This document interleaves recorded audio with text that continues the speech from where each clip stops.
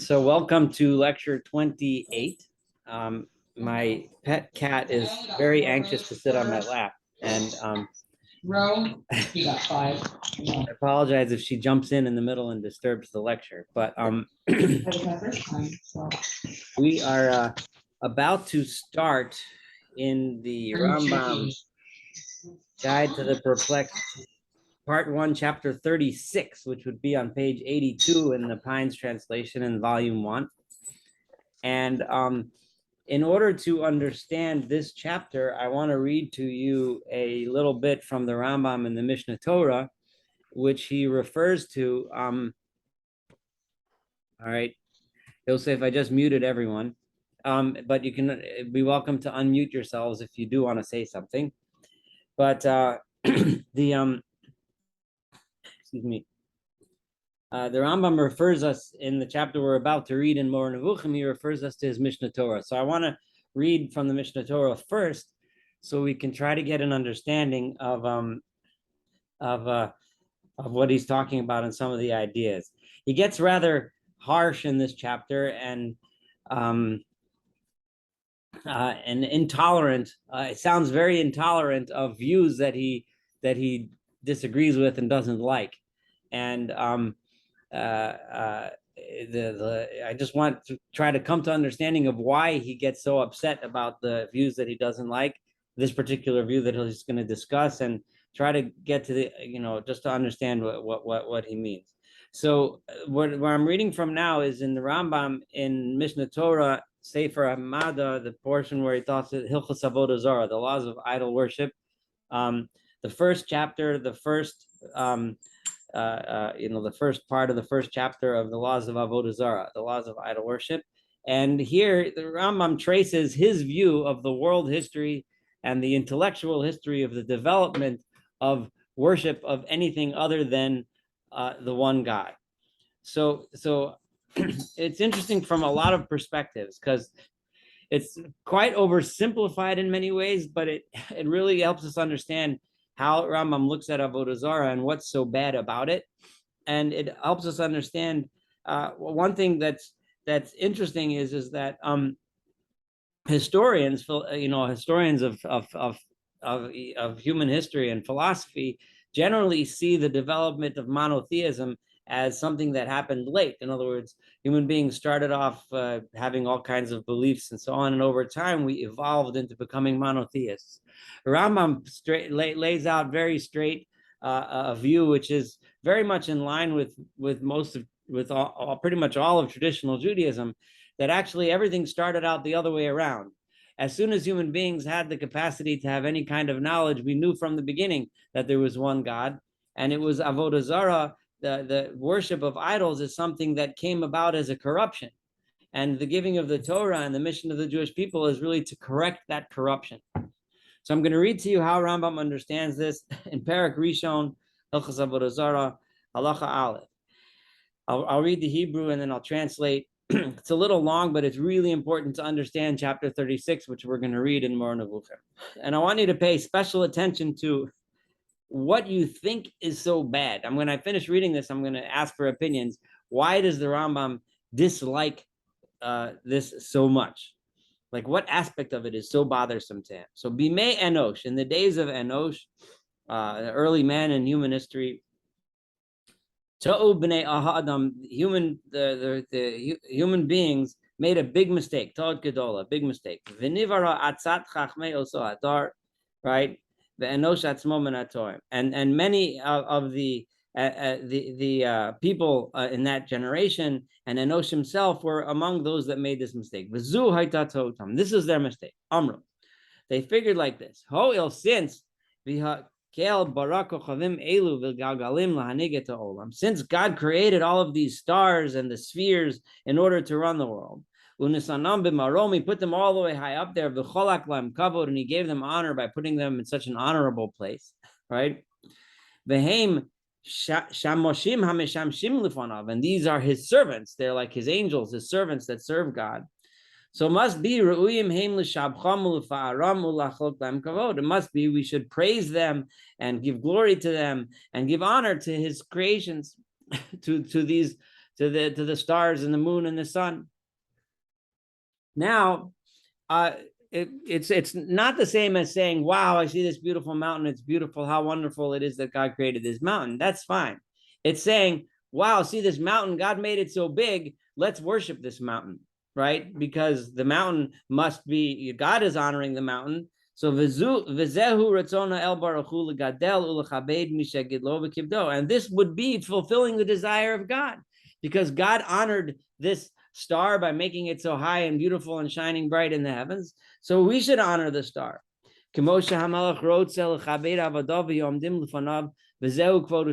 Just like a king would want us to give honor to his officers and his agents and his high officials, so we should give honor to God's high officers and officials. So this, sounds like a mistake, but it doesn't sound so bad yet. And that's exactly what Rambam wants us to think. So it starts off with a relatively innocent, not so innocent, but relatively innocent mistake. But what does this innocent mistake lead to? And then the next step is kivan sha'ala davar zeh libam. Once this thing entered their hearts, so hitchilu livnos lekochavim hechalot. So they built in honor of these stars special halls and churches.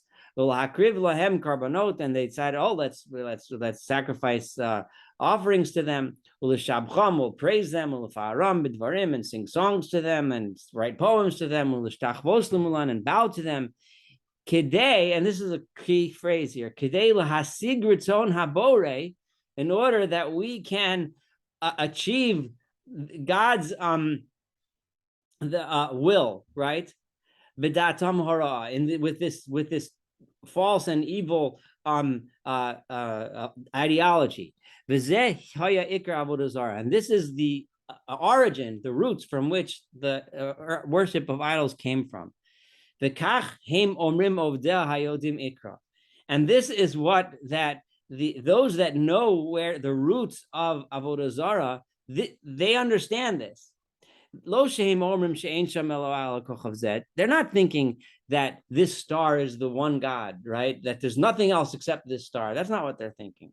What they're thinking is that this star is representative of God, and therefore I'm worshiping this star. And through this star, by worshiping this star, I will get to benefit from God's grace, so to speak. Husha Yirmiyahu Omer. This is where it says in Yirmiyahu and Jeremiah, and it's an interesting verse, and Rambam repeatedly uses this verse as a source for this idea.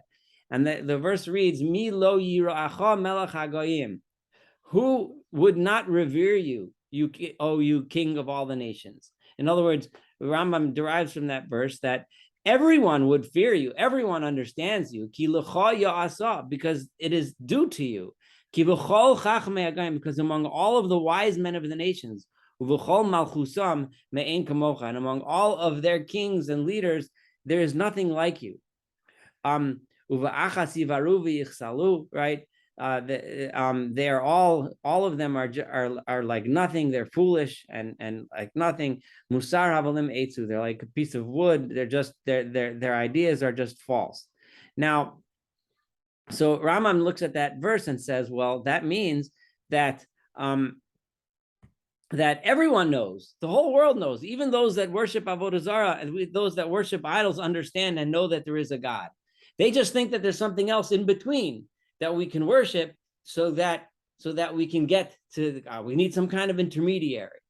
So it's not, again, it's now we've just moved another step down the ladder, right? We started by saying, let's honor those creations because God gave them honor. Now we're already worshiping those creations, but then it continues.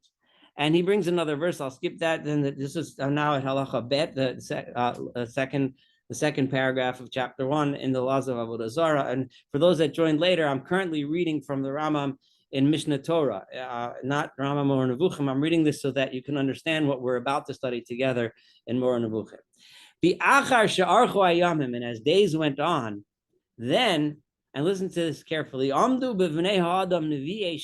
false prophets then got up among the people, and they said, that God commanded them, you have to worship this star. So they got up and said, this is what God told us you're supposed to do. Or worship the stars, period.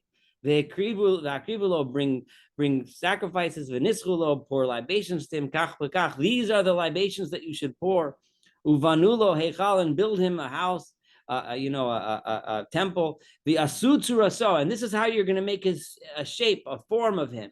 Kedei lishtachavot lakol ha'am, so that everyone should bow to this form. Hanashim v'akitanim, all of the women and children, Mashara Maritz, and all just the random people out there, they should all start bowing to this form. And that's what this prophet does. So here, Rambam is saying, remember, he's emphasizing it's Nevi HaSheker. What that did was, it gave an opening for false prophets, to people to get up and start peddling nonsense to the masses, right? Once you take away the fact that God is one and only God can be worshipped, and God is something that we can't understand, etc., all the things, the ideas that Rambam has been emphasizing, you open the floodgates to a lot of purveyors of nonsense, of falseness, of dangerous ideas. So they went and made all kinds of forms and shapes in the temples, under the trees and the mountains and in the high places, and they gathered and they bowed to them, and they say, and this is really important, that this form, this shape, and this actions that you're doing is what gives you goodness and what gives evil. From here is where you can achieve what you want in life, whether it's good and how you stay away from evil, by doing these things. This is the form that brings all that stuff. So you should be afraid of it because it can punish you, and you should worship it because it can reward you. And then the priests of these particular paganistic religions will say, if you do this, you'll be successful if you do it a lot. You'll get rich if you do this. You'll have a good crop of harvest. You'll catch all the fish or whatever. Do this. Don't do that. And then it went even more. Now even bigger liars get up. To say atzmo. And then all of a sudden, the ultimate replacement happens. And then they start to say it's the star itself, or hagalgal, or the sphere, or hamalach, or that angel. They say that they spoke me the amar lahem evduni bekach. So they start making up completely false prophecies, and they told me that this is how you should worship me. Etc.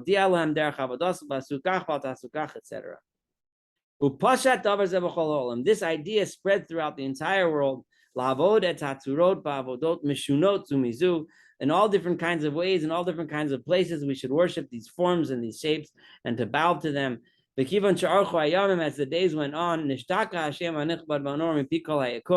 from the entire world, it became completely forgotten, the name of God, the awesome and honorable name of God, and nobody even remembered God anymore. V'nimtzu, and it comes out that Kam Amar, it's all the simple people, the Hanashim Vaktanim, and women and children, Einan Yodin El Atzura Shel Eitz, all they know now is this form of wood. They look at this form of wood and they bow to it, they worship it, because they think that's it, that's the whole thing. The Evan, or the stone, the Ahechal, and the temple which was built, Shel Binyan Shenechtachu Mikatnusan, L'Shachbosan, L'Adon L'Shal Eshman, and they swear by those names and so on. And the intelligent ones, like the priests, and some of them started to think, there is no God. The only God is the stars and the spheres and so on. So it became forgotten from everyone. But the Rock of all ages, the God of the universe, etc. So now, okay, this is, it goes on a little bit, but I read the basic idea. Now, this is a very important Rambam. It's written in the Mishnah Torah. It's very well known. And before I read chapter 36, I want to know if anyone has to think, and I'm going to ask us kind of a specific question. What bothers the Rambam the most, right? What's the biggest problem in this theology as he just developed it, the theology of the Avodah Zarah, of idol worship? And I'm going to open the floor if anyone wants to contribute. Well, I think he's mad at the prophets, the frosters. He's angry at these people for misleading people. Yeah, definitely, I agree. So the people that stand up and peddle false ideas to the masses, and It's clearly who he's angry at, right? He's angry at people that mislead people, and any other ideas. I definitely think what idea. What did he say? Rambam said more than once. He said, and they tell them. What do they tell them specifically? They tell them, if you do this and this and this, you'll get good. If you do this and this and this kind of worship, you'll get bad, right? If you don't do this kind of worship, you'll be right. What is Rambam specifically angry about?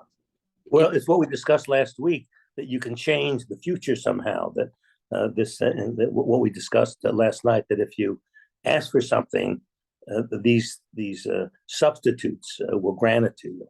Yeah, and exactly, and like it's this magical thinking that gets him so angry, right? It's this thinking that if I worship this idol like this, it'll be good. If I don't worship this idol, or I do something that this idol doesn't want me to do, it'll be bad, right? So it completely takes away all the basis of all morality, according to Rambam. In other words, good and bad has now just become a function of how you do or don't worship this idol, right? As opposed to the entire book of Mishnah Torah. Forget about the Moreh Nevuchim for a minute. The entire basic book of Mishnah Torah, right? Which it just falls apart, right? The idea, the whole concept of Rambam is, Rambam's main idea that he's trying to get us all to understand is that God wants us to act morally. He wants us to act in a good way. And the laws of the Torah are sensible, reasonable, and help us lead the kind of lives that we're supposed to live, right? What a person, once they start worshiping idols and once they start having these false beliefs, it automatically opens the door to magical thinking, to thinking that the way I get what I get and the way I get punished is by some kind of random worship or some kind of libation or some kind of whatever it is that I do in the temple to some kind of god, right? Anyway, Yosef, go ahead. If Aaron succeeded in getting the earrings and rings from the women and children, that would have been the end of Judaism, right? That's a good point. Like, probably, yeah. Rambam just talked about the children and those who are vulnerable. So yeah, they would. This is very much the sin of the golden calf. It's good that you bring that up. I mean, the sin of the golden calf is the idea that we need some kind of intermediary, you know, and had that, you know, and had the calf kept on going, it would have been a disaster. Okay, now, yeah, thanks for bringing that up. That's definitely a good example of this idea gone wrong. Where and even well, exactly, Aaron's involvement, etc. It's an interesting subject, but you know, even a person like him could, you know, I don't know how to say this, but you know, anyone could make this mistake and think, well, as long as they're really be worshiping God, a little deviation is not so bad. So the Rambam laid out this whole slippery slopes argument, so to speak, to say that yes, a little deviation can be very bad, because look where it leads. It started off, oh, let's honor the stars. All right, not so bad. And then all of a sudden it became to this universe where every single person in the world thinks that if I need to have a good harvest this year, what I need to do is go to this temple, burn this incense, sing this song, pray this prayer, and bow down, and I'm good to go. That's like the antithesis of the kind of world that Rambam wants to live in, right? Okay, now let's turn to chapter 36. I'm on page 82 in the Pines. And now we can understand a little better what we're about to read. So first of all, he tells us, I shall explain to you when speaking of the attributes. Now he starts off with a little bit of a side point. In what respect it is said that God is pleased with or made angry and wrathful by a certain thing. I'm going to, in other words, when it says in the Torah that God is angry at something or God is pleased by something, I will talk about what that means later. That's what Rambam just said. I'll explain that to you later, right? However, I want you to know that there is something that makes God angry, and I'm going to talk to you about that now. What it means that God can get angry after all the speeches I gave you that he's not corporeal and we don't understand him, that I'll get to. So Rambam is telling us, don't ask me that question. We'll get there. But however, it is in this sense that it is said of certain individuals among men that God was pleased or angry with them or full of wrath. There are times when it says in the Tanakh many times that God was angry at so-and-so or such and such people. This notion is not the subject of this chapter. I'm not here to, he emphasizes again, I'm not here to talk to you now about what it means that God gets angry or pleased with someone, the subject being that which I'm about to speak of. But I am about to speak of another subject, and it has something to do with God's anger. Rambam has to start off by telling us about God's anger, because he wants us to know that you almost feel Rambam's own anger in the words that I read to you for Mishnah Torah, his own anger against the people that led down this path, right? But he's almost justifying his own anger first by telling us that God's very angry about this. So know that if you consider the whole of the Torah, and this is a very bold statement, all right, and only someone of Maimonides' stature can make such a statement, and all the books of the prophets, you will find that the expressions of wrath and anger and jealousy are exclusively used with reference to idolatry. If you ever find those terms, you will find that it is a reference to idolatry. Now, I'm not now going to go over the entire Tanakh and see if this is consistent or not. You'll have to take Rambam's word for it. That the only time you find God being angry is in that kind of scenario. You will also find that the expressions enemy of God or adversary or hater are exclusively used to designate an idolater. Thus, scripture says, and ye serve other gods and so on, and the Lord's wrath will be kindled against you, lest the wrath of the Lord be kindled. You can read through the 13 verses that Rambam brings to support this notion that, that wrath and anger, jealousy, etc., are references. Expressions of this kind are too numerous to be counted. However, if you trace them in all the books, he doubles down on this assertion, right? You will find that it is as we have said.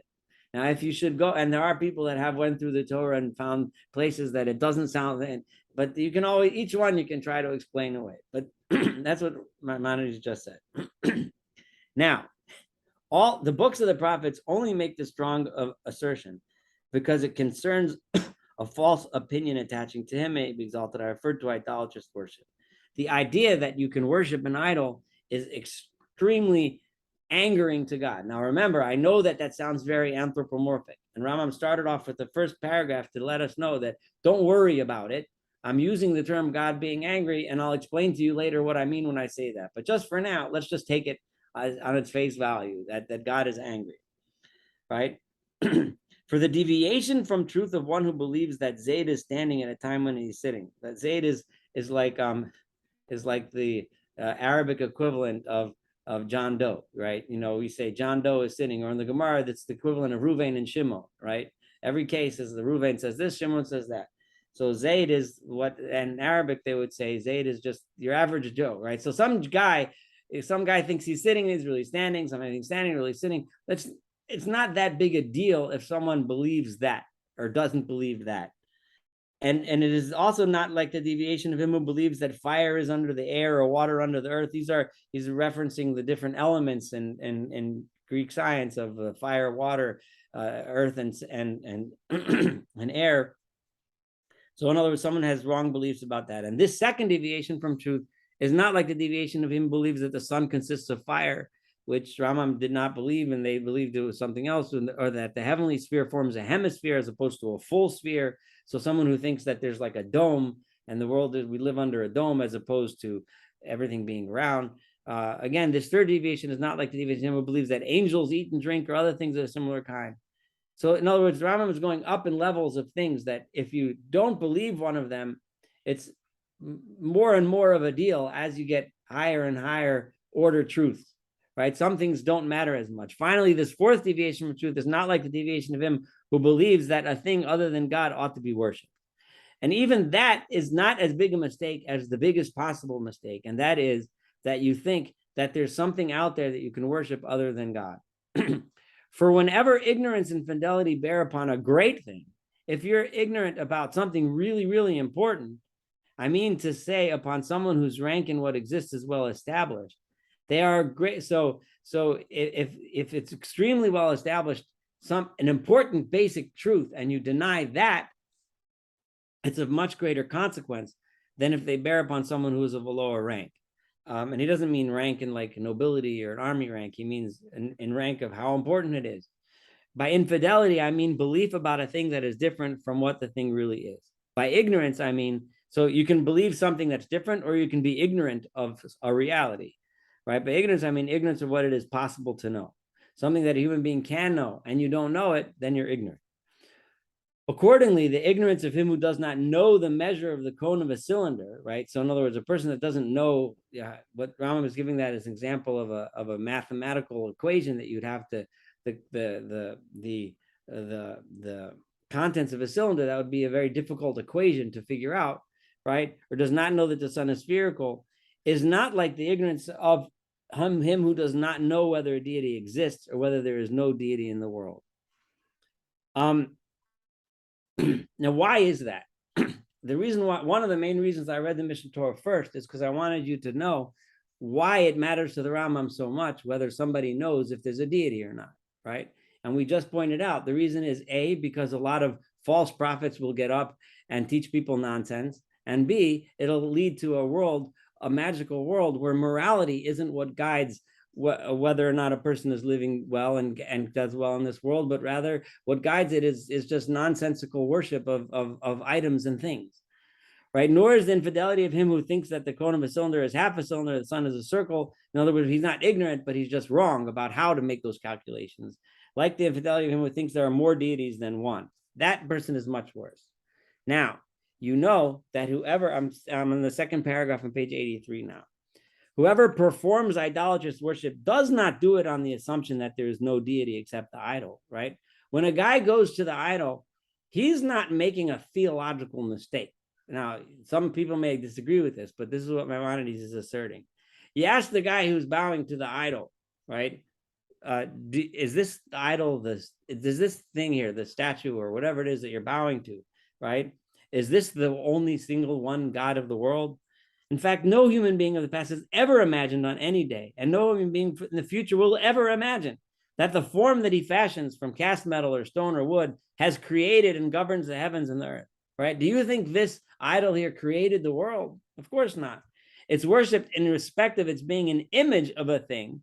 He thinks that this is the image of some power, some deity, and which is an intermediary between ourselves and God, which is a point that we made when we read the Mishnah Torah before. Scripture makes this clear, and he brings the same verse that we brought before from Jeremiah and Mishnah Torah, and he brings another one from Micah, whereby Scripture refers to what they regard as the first cause.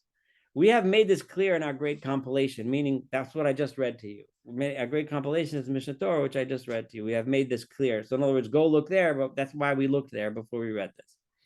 No one among the people of our law disputes this. Everyone agrees that they're not thinking that this is the God. But what are they thinking? In spite of the fact that those infidels, and that is meant to be a very strong word, believe in the existence of the deity, they might believe in God. Their idolatrous worship entails their deserving destruction, right? We need to destroy them. Now, whether he means destroy them by destroying those ideas or destroy the actual people, I'm going to leave that subject out. I would venture to guess he means destroy those that teach and peddle these ideas, but we'll see. Or maybe we won't see. We'll just have to think. For the reason that their infidelity bears upon a prerogative reserved to God alone may be exalted, right? So, I mean the prerogative of being worshipped and magnified, just as Scripture says, and he shall serve the Lord God. This is so ordained in order that God's existence may be firmly established in the belief of the multitude. It's extremely important that everyone understands the basic idea that there is only one God and we can only worship one God. Once you say that there's other ways, there's other deities, and there's other intermediaries, then you open the doors to that universe where people think that morality and keeping the laws of the Torah aren't the basis of how we're supposed to live in this world. Now, the idolaters thought that this prerogative belonged to that which was other than God, right? They thought that there's other things besides God that can manipulate the heavens and bring about good and bad, right? And bring about a good life or a bad life. And this led to and eventually that led to the disappearance of the belief in his existence from the multitude. For the multitude, people in general, they only see the actions of worship. They see what you're doing. The priest says, come here and bow, bring this offering, and you'll go home and it'll be good. Tomorrow you'll get a better job and you'll get a bigger paycheck, right? But not their meanings of the true reality of the being worshipped to them. They're not thinking about what's the ideas behind this and what's going on. They're just seeing what is done. Just think about the power of this statement, because so people make this mistake within Judaism or all the time, right? If we mistake the actions of worship rather than the purpose and the meaning of the worship, and we get the two confused, we've just basically done the same thing that these people are doing with these idols. When we use intermediaries and we think that something other than God himself has power to accomplish something, we've just committed basically the same sin. We've just made this a huge mistake. And it's so easy for, as Rambam said, the multitude to make this mistake. Consequently, the idolatrous worship of the infidels entails their deserving destruction. That kind of worship deserves to be destroyed, just as the text has it. Thou shalt not save alive a soul. And it explains the reason for this, which is to put an end to this false opinion so that others should not be corrupted through it. Because this type of idea corrupts people. It makes people bad. As scripture says, that they teach you not to do, and so on. And it calls them enemies, haters, adversaries, and it provokes jealousy, anger, wrath. What then should be the state of him whose infidelity bears upon his essence? So if that's true for a person who's idolatrous, what about the person who thinks that God has an arm and a leg and a long beard and sits on a chair and flies around and does all these powerful tricks and stuff? What of a person who thinks of God in that way, right? What of a person who thinks of God as someone who we affect by, like we said in the last chapter, who, you push this button and everything goes good. You push that button, he doesn't like it. And he gets angry and he gets mad and he, and so on and so forth. But if you do these rituals, you get good stuff. If you do these rituals, you don't. All those things that Rambam said in the last chapter and in this chapter with regard to idol worship. The person whose infidelity bears upon his essence, who doesn't understand who God is, may be exalted, and consists in believing him to be different from what he really is. I mean to say that he does not believe that he exists, right? He doesn't believe that there is a God at all, right? So everything is controlled by powers down here, or believes that there are two gods, or that he has a body, or that he is subject to affections. Here Rambam is specifically saying that we can manipulate God by doing things down here. Again, he throws that idea in. Or again, that he ascribes to God some deficiency or other. He thinks that God has some deficiency, which by its very definition, if you think of God in a corporeal sense, then you're thinking of him as having a deficiency. Such a man is indubitably more blameworthy than a worshiper of idols. Even though this guy is supposedly thinking in his brain that he's believing in God, but he's even worse than the idol worshiper. So he's believing in God, but he's not talking about idols. He's talking about God, and I'm putting God in quotes. But he has such a misconception about it, right? Know accordingly, you who are that man, that when you believe in the doctrine of the corporality of God, or believe that one of the states of the body belongs to him, you provoke his jealousy and anger, kindle the fire of his wrath, and are a hater, an enemy, and adversary of God, much more so than an idolater, much worse. So if you walk around claiming to believe in God, but you believe in other powers, then you're worse, the worst of all. If, however, so then the Rambam here is directly aiming the next two facts against the Ravid. The Ravid is one of his main, he was famous for being one of the Rambam's biggest critics. And the Ravid wrote commentary on the Rambam. And in one place where the Rambam says that if you believe that God has, has a corporeal, if you believe in the corporeality of God, then you are, then that's as bad as he's just described it. So Ravid responds to that by saying, and I'll read his language. He writes, the lama karol is mean. Why did Rambam call this person, who believes that God has a body and has a shape, right? He calls him a heretic. Many people even greater and larger than Maimonides himself had these thoughts because what they saw in the verses, they interpreted it that way. And they saw even more in the words of the rabbis that gets people confused. So Ravid is saying, yeah, Maimonides is right that God doesn't have a form, but to criticize people that think that way so much is not right. So Rambam is here directly going against that. Rambam would have been aware of Ravid wrote in Rambam's lifetime. So he would have been aware of Ravid's criticism. So if, however, it should occur to you that one who believes in the corporality of God should be excused I'm like, why are you getting so angry? He just has a bad belief, right? Why are you getting so mad? Excuse him. He was brought up in this doctrine. This is what he was taught when he was a kid, or because of his ignorance and the shortcomings. He's not so smart. So if that's the case, you ought to hold a similar belief with regard to an idolater. An idolater also only worships idols because he learned that way in his home. That's what he was taught, right? If, however, you should say that the external sense of the biblical text, or if you want to give another excuse, that the simple meaning of the Torah is it causes men to fall into this doubt. That's directly what I just read to you from the Ravid. You ought to know that an idolater is similarly impelled to this idolatry. The idolater also has all kinds of ideas and defective representations and visions and so on. Accordingly, there is no excuse for one who does not accept the authority of men who inquire into the truth and are engaged in speculation if he himself is incapable of engaging in such speculation. If you're not smart enough, then talk to the people who are. I do not consider an infidel one who cannot demonstrate the corporeality of God should be negated. If you're not smart enough to give me all the philosophical arguments, that's fine. I don't have a problem with that.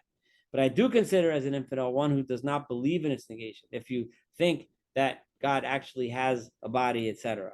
And this particularly, and especially since you have plenty of books to read, Rambam says, Onkelos and Jonathan ben Uziel, who translated the Torah and explained every verse that seems to say that God has some kind of a body part, right? They already explained it. May peace be upon most of them who caused their readers. And remember, a couple lectures back, we talked about Rambam's praise for Onkelos for translating the Torah and explaining what these verses mean. This was the subject of this chapter. So, in other words, not to tell you what it means that God gets angry, but the subject of this chapter is to say that that this belief is intolerable. There's no excuse for it, and we have to get rid of such a belief, and that's the end. This is one of the most intolerant chapters in Rambam, and I'd be interested to see what you guys have to say, because I'm going to stop here for tonight.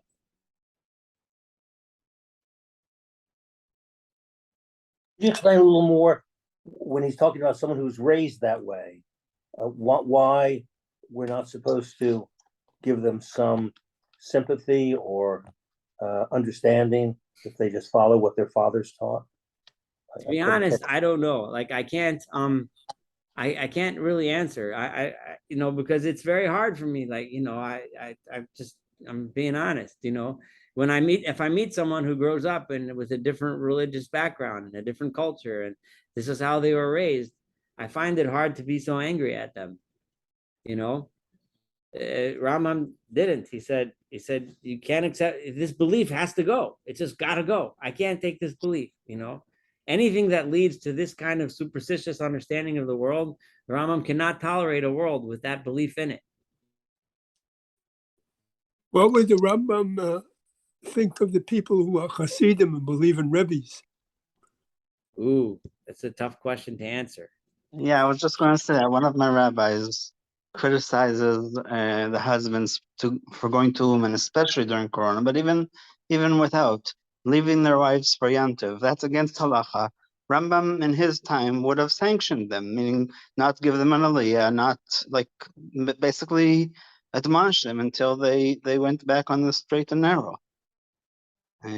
Yeah, I mean that's certainly the feel that you get from when Rambam writes things like he just wrote here, because the point of a Yantif, like you said, is in your example, Yosef's example, is to spend Yantif with your family, with your community, to go for some kind of magical cure because some rabbi a couple hundred years ago might have said that you'll get a blessing if you do this. It's like the opposite of the way Rambam views how we're supposed to be worshiping God, and certainly the way he views how we get goodness from God. But what Rambam would say about the Hasidic concept of a Rebbe is a difficult question to answer, because it really depends what you mean by the Hasidic concept of a Rebbe. A Rebbe looked upon as a teacher, someone who shares wisdom, someone who leads you in the worship and brings you back to God. I can't see Rambam having any problem with that concept. But Rebbe as someone, as a miracle worker, that's a tough one. So it really depends on what you believe and what you're saying. Hasidism is a subject which I am qualified to talk about, but it's not the subject matter of this of this lecture. Maybe one day we'll discuss that too. Any other comments on what we studied today? Yeah, I have a couple of comments. First, the idea that truth or whatever is being pushed by the idolatrist, by the infidel. I mean, he kind of sees the danger that, you get one good speaker and it can really move that movement ahead. So that sounds very wise, but I'm also wondering if he took it kind of personally, like somebody wasn't listening to him as an expert. And so that just made him a little bit more spicy in this chapter. Like, I'm an expert and you're ignoring my good words, It's possible, and especially since most scholars read this, at least the last paragraph that I read, and I pointed this out, as a direct response to Ravid. So he was the most scholars believe that he didn't quote him, but that he was directly responding to him. But he might have been mad. You don't get it. You don't understand why this is so bad. Maybe if he didn't have opposition, he wouldn't have been so angry. Yeah. Could I ask you to explain what Ravid's point was? I mean, did he endorse idolatry? I'm just trying to figure out. No, God forbid, not at all. No, what Ravid said was, I understand what you, Rambam, are saying. You're teaching us that God is not corporeal and God is one. We don't understand God. That's all good. I got that, right? But the Rambam was so adamant that if someone believes that God he describes any sort of anthropomorphic qualities to God, that person is a min, meaning he's a heretic, right? It's rejected from Judaism, period. And Ravid said, it's not so bad. I mean, listen, the people that thought that way because that's what the verses seem to say. It says that God's outstretched arm, so like, fine, they're wrong. It's okay. You want to say they're wrong, but to say they're a heretic, right, for misreading the verse, that's basically what Ravid said. And Rambam is saying, no, I can't accept that. That's not good. I'm not taking any excuses, right? If you want to tell me, you didn't listen enough in geometry class and you got the formula for the volume of a cone wrong, okay, whatever, fine. It's not good. Go to the right guy. When you need to know how much sugar to put in the cone, he'll tell you a better calculation, right? But no, I can't accept such mistakes, right? This mistake, that puts you out of the pale. And he's specifically because really the slippery slope argument, because of where it leads. Once you make that mistake, it goes all the way down to thinking that, that rituals in front of an idol in a temple will get you what you need. So the idea is that you can't describe God in any positive way, in any assertion of characteristics. Is that correct from what I'm reading? Yeah, that is basically correct. Yeah, that any description we give to God as a positive description, it automatically it gets you tied up into problems, because but it's exactly how we have attributes, God's attributes, like Rambam said in the first paragraph, he promises us he will get there. Right? And when we describe any attribute to God, whether it's a negative one or a positive one, like when I say negative in this context, I mean, we say angry or jealous, whatever, versus loving and kind and so on, or whatever attributes are attributed to God, he promises to explain that to us, which he will do, and we will get into. And I'll give you the one-line version. It just has to do with the way we experience God as opposed to what God actually has. That's the way we experience him as opposed to, but that's the short version answer, but we'll have I don't know how many chapters with the long version. So I just gave away, sorry, spoiler alert. There's a phrase in Jewish tradition that says Torah speaks in the language of men. So is that play into this? Yes.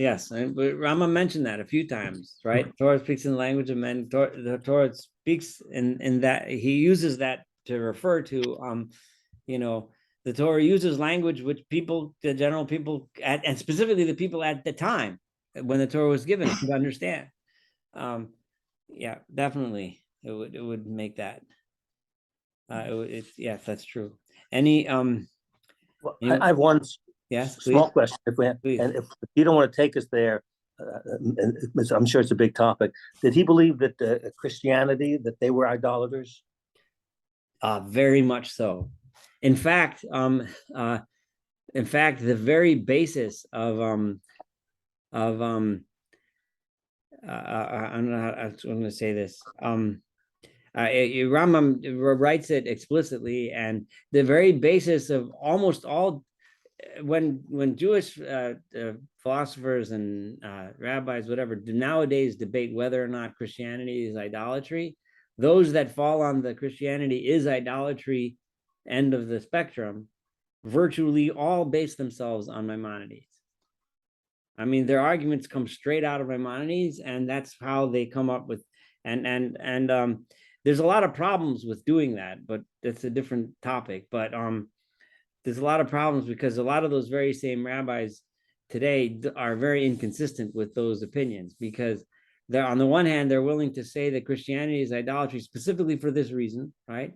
Because you could almost have, I could have put the word cross in instead of some of the words where he talks about things you make out of wood, right?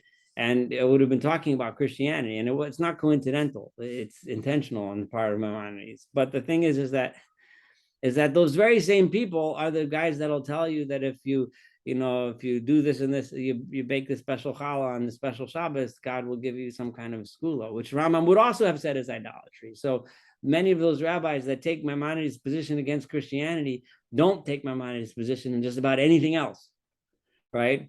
So they're kind of, Menachem Kellner, the philosopher that I quote a lot, he wrote several essays about this. I'll try to get some, and maybe if you want to contact me offline about how people use Rambam to show that it's Christianity, but how inconsistent they are. The same ideas would make them idolaters too. But but yeah, definitely he did not like Christianity at all. Part of the Mishnah Torah was censored. Well, part of what Rambam writes in the Mishnah Torah was actually actively censored out by the Christians, because he wrote that directly. Can I just round it out and again another time? What about Muhammad? Did he have the same feeling towards Islam? No, he just thought Muhammad was crazy. Okay. But he didn't think he didn't call Islam idolatry. In fact, he felt Islam was not idolatry at all. He had a lot of admiration for Islam. He just thought they were making some mistakes in some areas, but he had a lot of admiration for it. And as far as we know, and we're going to get to places where he goes deep into Islamic philosophy. So he was very well educated in Islam, which leads some Muslims to claim that he was a Muslim, but that's the different. So I think we touched upon that a while ago. But he explicitly called, but Muhammad himself, he thinks was just a crazy man. And that's what he says. I'm quoting him. I didn't say it. He said it. So they can't put a fatwa against me. They can do it against Maimonides, but he died 1,000 years ago, so it's fine. All right. Any other questions? Comments? If not, I want to wish everyone a wonderful, wonderful Shana Tova. Yes, I'm really happy that everyone joined me so much, and we managed to do 8 lectures, I think. And I hope, Mir Hashem, to do many more. Next week, it's going to be kind of rough for me. I don't know if I'll be able to do it the day after Rosh Hashanah, because I'm traveling and this and that. So and then the week after that is Yom Kippur night. And then the week after that is right after the first day of Sukkot. So we're probably going to miss 4 weeks, right? Because it's just going to be really tough to keep up with this. So we'll be online again the week after Sukkot, so whatever date that is. I don't know. Figure it out. And I'll let you know when I'm starting it again. Okay? Thank you. All right. Be well. Thank Be well. Thank you. Thank you. Shana Tova. Shana Tova. Not, Go to your Mhm. Good chart.